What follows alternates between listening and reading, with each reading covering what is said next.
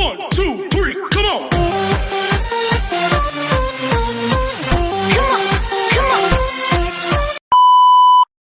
Hello beautiful people! Welcome back to my channel. This is your Mama Sam. Hola mga amigo, amiga, kumare at kumpare. Kamusta kayong lahat? Sana lahat po kayo ay okay at safe ngayong araw na ito. At syempre, kung ako naman ang tatanungin nyo, nakikita naman ninyo ang beauty ng Mama Sam ninyo. Fresh overload pa rin, di ba? Ganyan talaga kapag umiinom ka ng maraming vitamin C plus kumakain ka ng maraming banana. Dahil sa banana, mas nakakaloka ang ganda ng Mama Sam ninyo. Charot! So, kamusta naman kayong lahat? Sana lahat kayo ay okay na okay ngayong araw ng Thursday. So, happy Thursday sa atin lahat ng bonggang-bongga. At hindi lang yan, gusto ko rin magpasalamat sa walang sawang tumatangkilik dito sa Mama Sam Vlog. Araw-araw, lagi-lagi. Maraming salamat guys sa pagmamahal at support na binibigay ninyo. At saka syempre sa mga bago nating subscribers, hello po sa inyo lahat. Welcome to my channel. At hindi lang yan, syempre sa lahat naman ng makasolid na makamamasam dyan na laging tumututok dito, araw-araw, lagi-lagi. Maraming salamat guys sa inyong lahat. Syempre, marami akong hatid na chika sa inyo na talaga naman, oh my gosh, magtataas ang kilay ninyo ng bonggang-bongga sa mga pag-uusapan natin ngayon. Kaya guys, huwag na natin patagalin ang ating mga chika. Para sa unan natin chika, Miss Grand USA dethrone.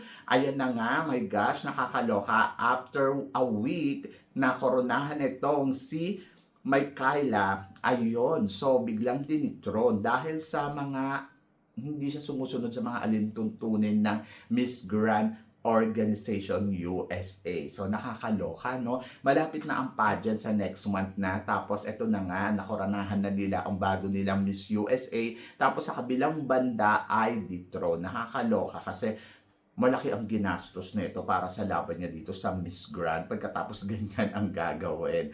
So, yon, nakakawindang. Anyway, wala naman tayong magagawa kundi ayun na nga, dethrone siya. So, yon. So, hindi ko alam kung ano ang next na hakbang na gagawin syempre ni Miss Grand USA, kung ano ba, lalaban ba siya sa ibang pageant, or ano ba. Pero nakakaloka, no? So, kung iisipin mo, nakakaawa kasi parang 1 week pa lang, ayun na, natapos na yung reigning niya. Hindi na nakarating sa India. Pero kasi syempre, isipin mo na lang, nagpe-prepared na siya for the Miss Grand, tapos gumagastos siya for designer, sa kanyang mga damitan, tapos yung nagastos niya sa Miss Grand USA, tapos ganyan. Pwede naman siguro nilang pag-usapan, di ba? Pero, ayun ang decision kasi ng organization, kaya wala din tayong magagawa. Kundi, ay nako, nakakalungkot para sa side niya. But, I hope na may naghihintay na magbukas na pintuan uli para kay Miss Grand USA. Yan! At para naman sa sumunod natin, chika, eto nga, syempre, naghahanda na rin ang ating pambato na si Alexi Brooks para sa magiging laban niya sa Miss Grand All-Stars.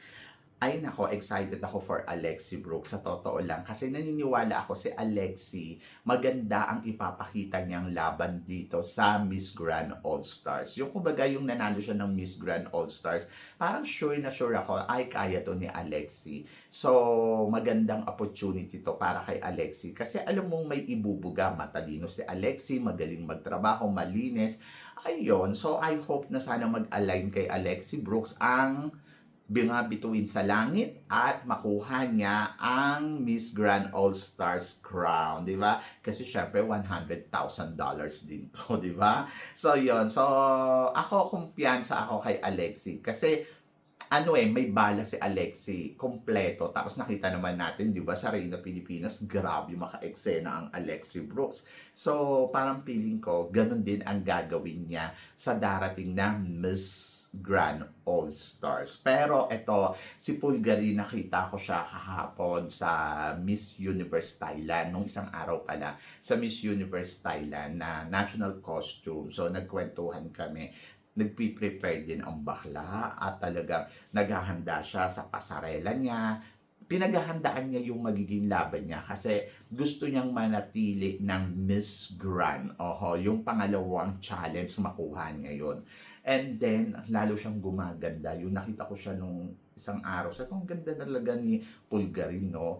Pero, syempre, naniniwala ako na kaya din mag-prepare ng bonggang-bongga ni Alexi Brooks at mapataob siya ng bonggang-bongga. Kaya nga, ang nakikita ko, ang matindi niyang kalaban dito, si Alexi Brooks. Wala pa tayong naririnig na ibang candidates na magkukumpit sa MGI All-Stars maliban kay Alexi at saka kay, tawag dito, Patricia Lorenzo Diaz.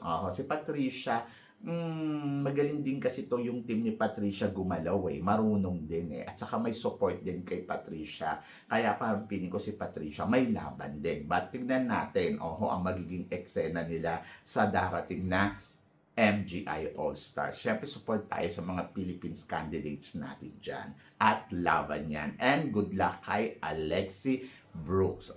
Si Alexi Brooks na malakas.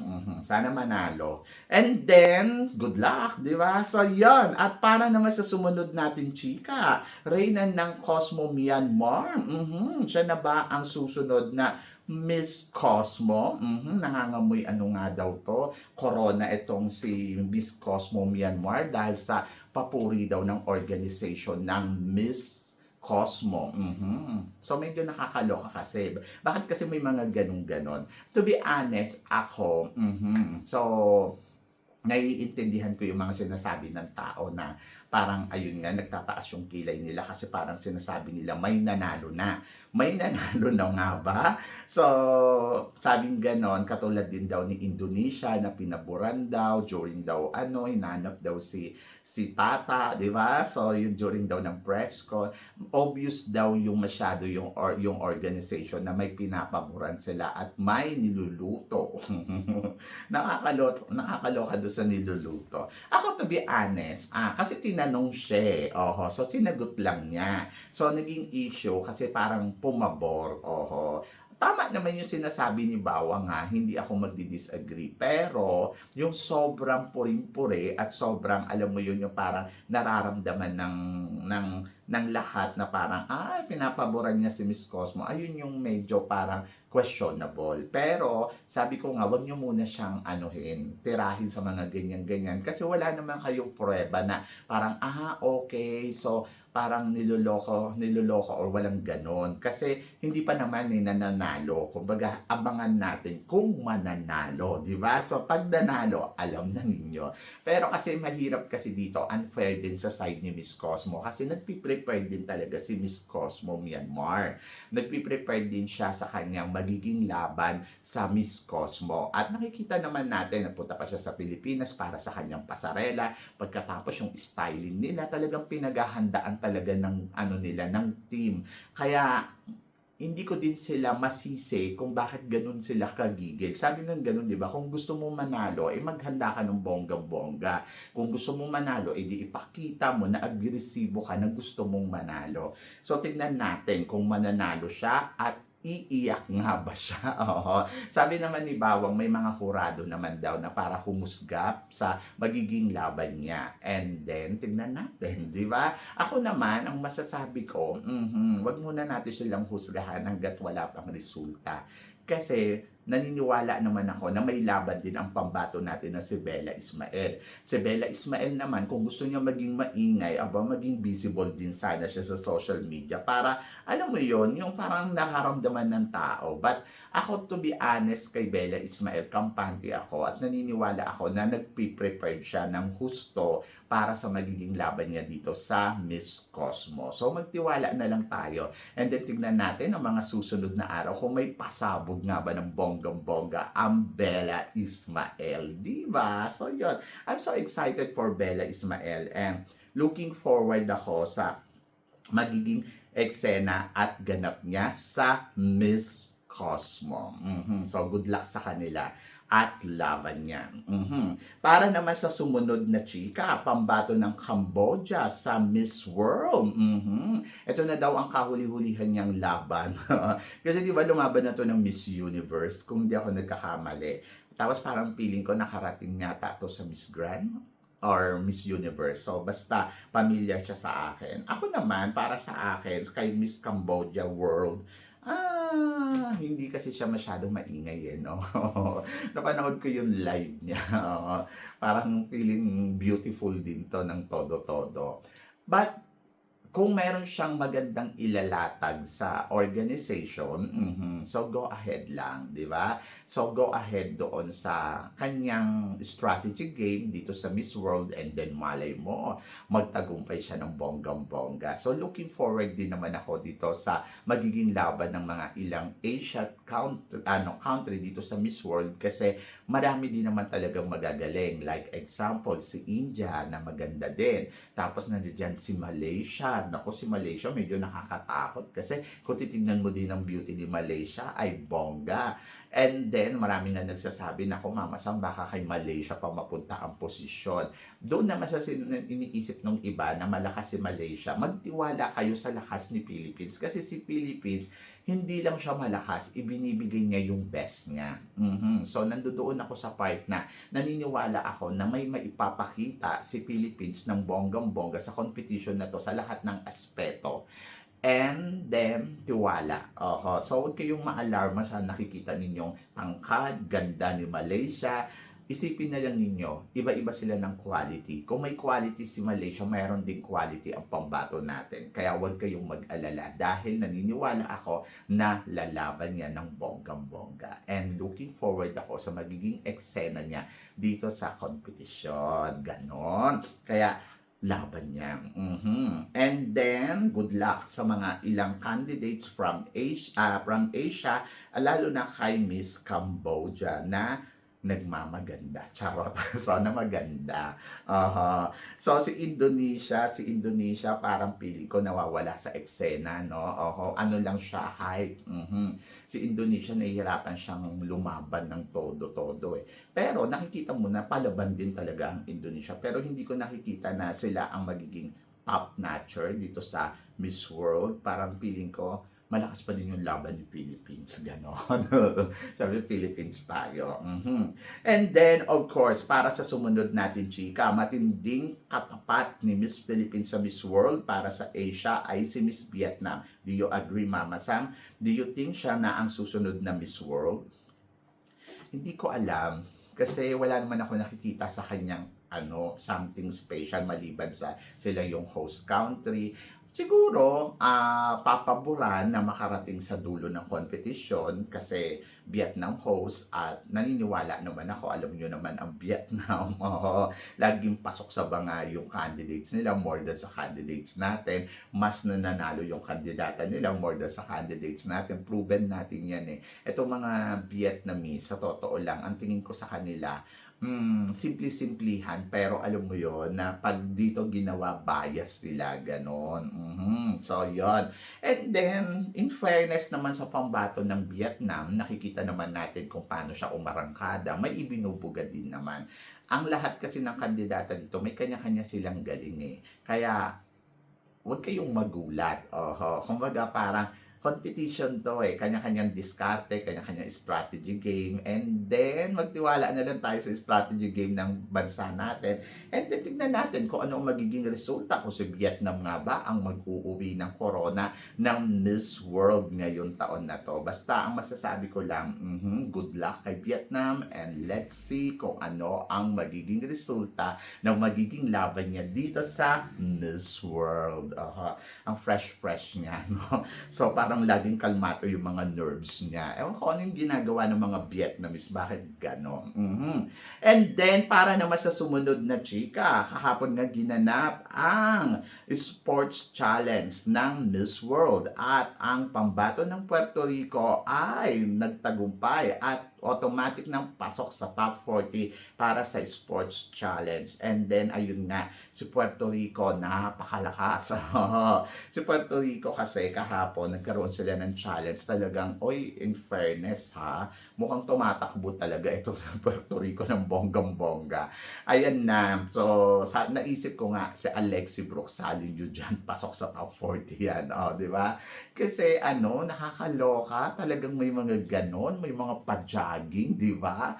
Sus ko Lord, at in fairness kay Puerto Rico, maganda ang nakikita kong galaw ni Puerto Rico. From the beginning pa lang, napansin ko naman na si Puerto Rico na meron siyang ganda. Pero nagulat ako kahapon, ang liit-liit lang pala niya. Kung maliit si Philippines, mas maliit siya.